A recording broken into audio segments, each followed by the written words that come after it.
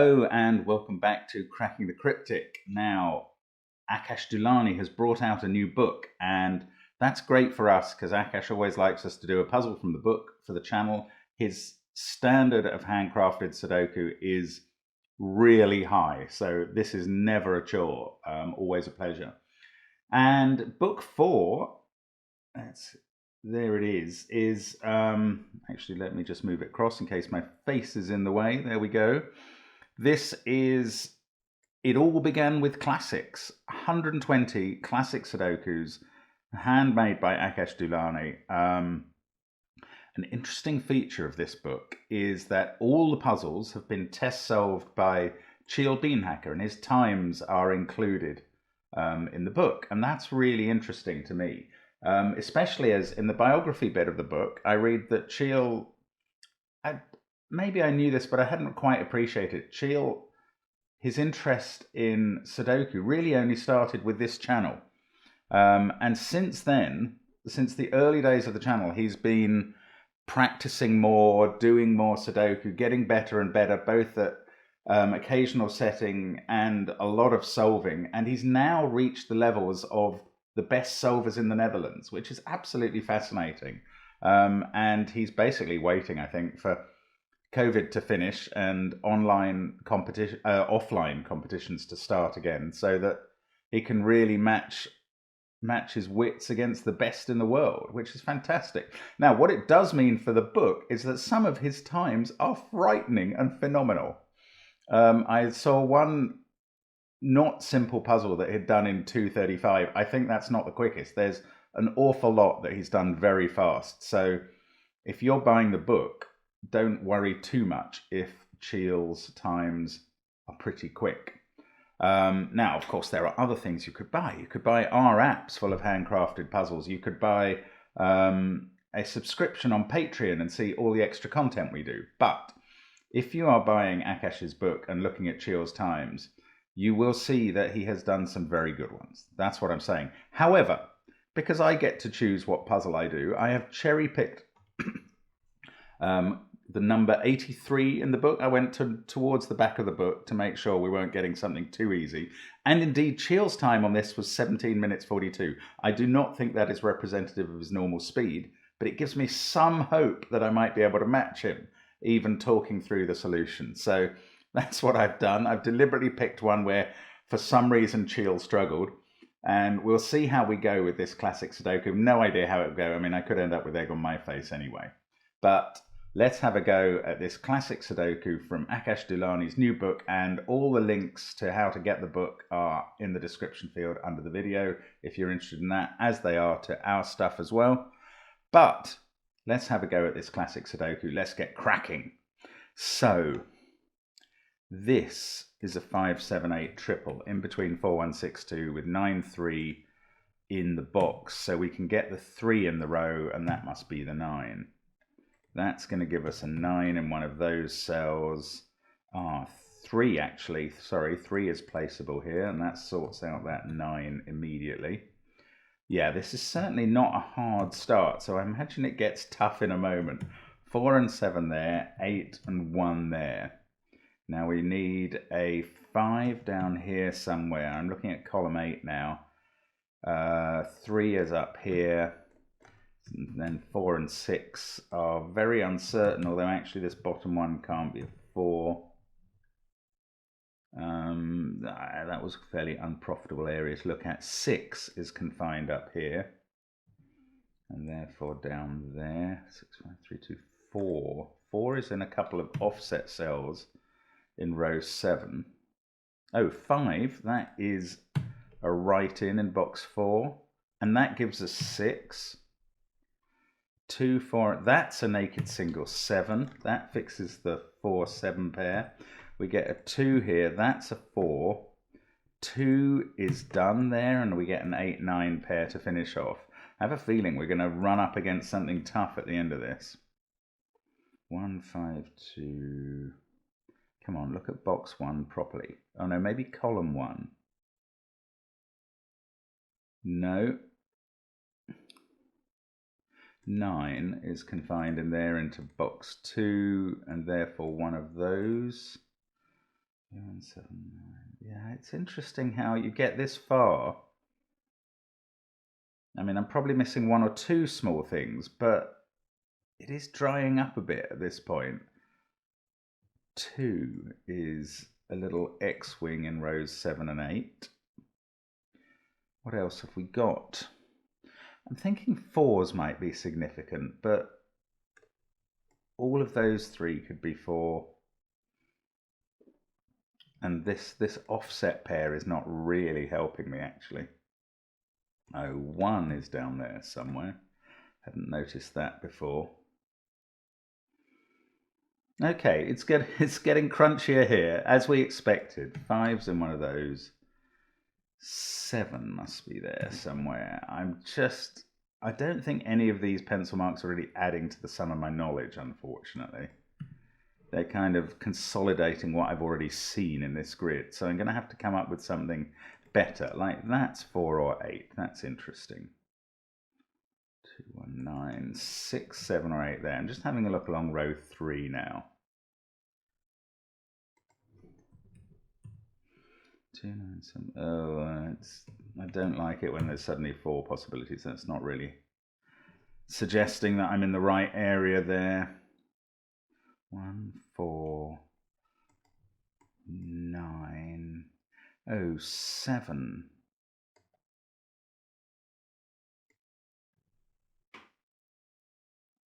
The trouble is there's not many 8s. We've only got 1 8 in the grid.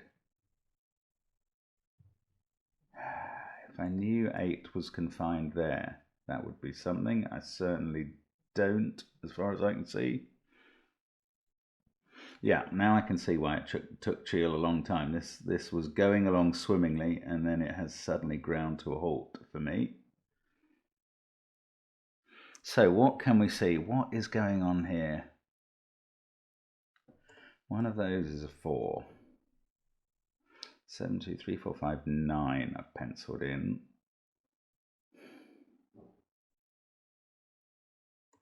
6. 6 up here is in column 2, isn't it? Yeah, it's going to take quite a tough question at some point here to go, why can't this be such and such? Oh, that can't be 6. 6, 3, 1, 4, 5, 2. Now, if that was 5, that would be quite interesting. It would make this 6. Have a 3, 4 pair here. That would be 6. Which does force that to be 6. So then we would have 6's. This is all based on row 8, column 8 being a 5. That would force 6's into these positions. And X-wing of 6 is there. Now, does that do anything? 5, 6, 3, 4. So we'd have 1, 6, 1, 7, 8 at the bottom there. Wow, that does it. That does it. That is extraordinary, and I feel a bit lucky, and it is following a chain, but I don't see how else you're going to get this done, to be honest. If there's cleverer logic, I don't know it. Maybe I'll put it through a solver afterwards, but this works, I think. If this was a 5, row 8, column 8, that forces 6's into the yellow cells. Forget those others. But what does it do to 7's? And that's quite interesting because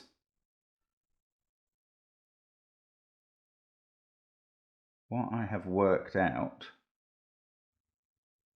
6, 7, 1. Why did I think this is certain? 5, 6. We've got a 3, 4. Yeah, that 4. Yeah, the 6's is right. Then this becomes a 7, 1 pair.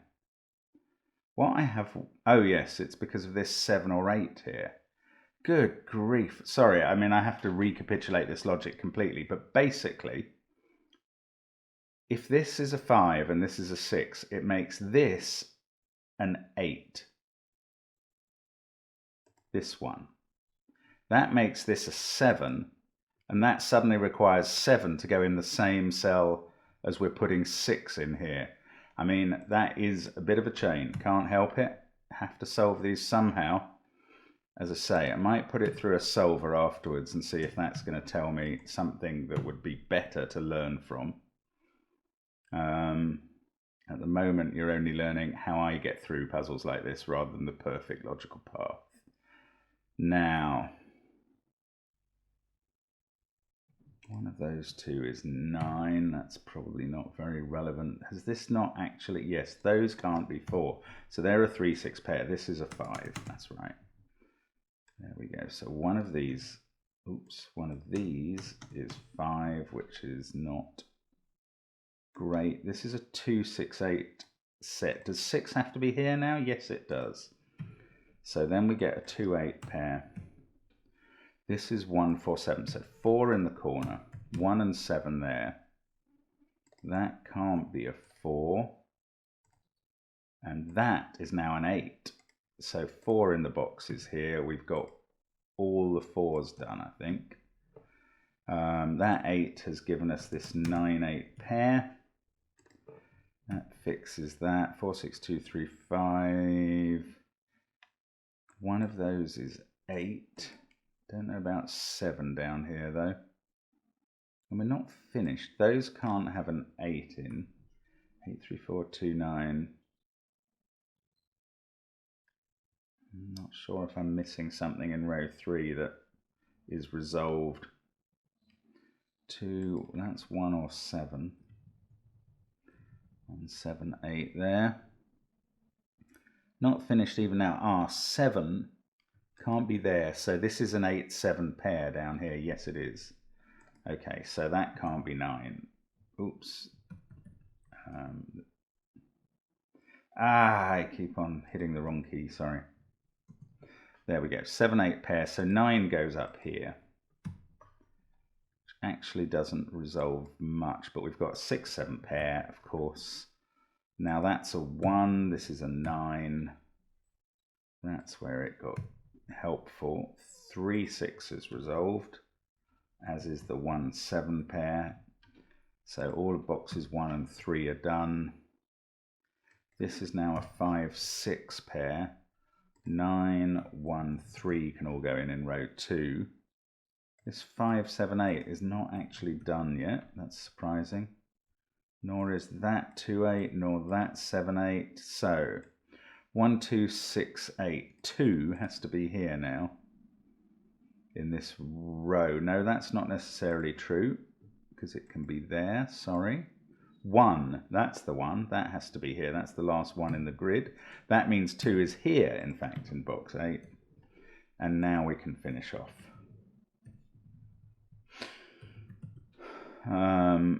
And that is tricky. Now, as I say, hang on a second and I will come back and we'll see if there was a better logical path through that according to one of the solvers that we use. But that's a reasonable finish anyway. Very clever puzzle actually, but it would be nice to know that you didn't quite have to see that sort of chain around these cells that focused on those two, because that was a little bit cumbersome, but there might be something better. So I'll be back with you in a moment. Hi, yes, I think this is really interesting. I think effectively also I was largely on the right track. Now, the way that the Andrew Stewart solver, which is a great one if you're looking for something to teach you a path through a Sudoku, it is a path that a computer can do, but it is trying to use human techniques, which is really impressive. And for those people who've been sending us classic Sudokus in the last few days, asking us to show them how to do it, we'd much rather you use something like that than us as your free Sudoku coach. Anyway, no, this is really interesting. So this cell up here there's 2 steps to this, but I think they effectively come back to what I found, which is intriguing. This cell can't be 1, 3, 6, 2, 5, or 8. It also can't be 9, which we'd locked into those cells. So this one is 4 or 7. Now the interesting thing about that is whichever it is, it puts an 8 in one of these 2 cells. So this is a Y wing. And with an 8 in one of those 2 cells, you know that there's no 8 up here. So this one becomes either 4 or 9. Now, that was exactly something I was looking to prove. I mean, I focused on whether we could limit 8 to those 2 cells so that we could place 8 down here somewhere, because it's also locked in columns 1 and 2 in that box. But in fact, 8 is confined into columns 1 and 2 in boxes 1 and 4, but using that extra cell that I hadn't thought about. So 8 now becomes one of those 2 cells. And now what the solver says is that there's a really interesting relationship around this set of 4 cells, such that whatever they are, and this one starts as either 4 or 6, which is actually an interesting triple that I hadn't particularly noticed. I could have spotted that that's a 1-7 pair. I hadn't really got that. But around these 4 cells, let's just colour them actually. You've got a 4 or 6 there. Now, what does that do down here? 2, 3, 4, 9, 1, 7, 5. This is already 6 or 8. Oops, what happened there? Don't know. 6 or 8. And we've got 7 or 8 there, which I had written in myself. Now, the point about this is, whatever these are, like choose a number here, for instance. If that is 6, you get a 4 here, and that's important. If, on the other hand, it's 8, you get a 7 there, which gives you a 4 here. So this is a kind of remote pair situation where you end up with a 4 in one of those cells, whatever's happening in this chain.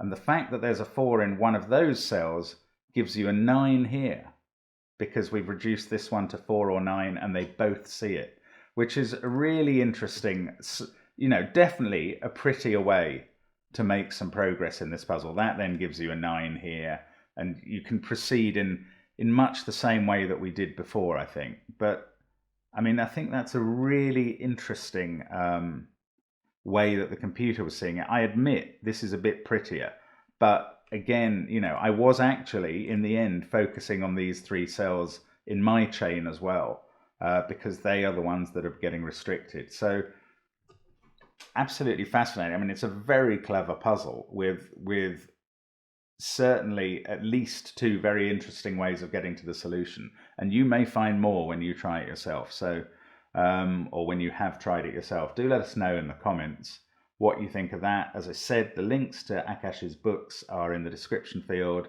or to the latest book certainly, and highly recommended. Some very interesting puzzles in it. And thanks to Cheel and Akash, of course, and thank you to you for watching, and hope to see you soon again on the channel. Bye for now.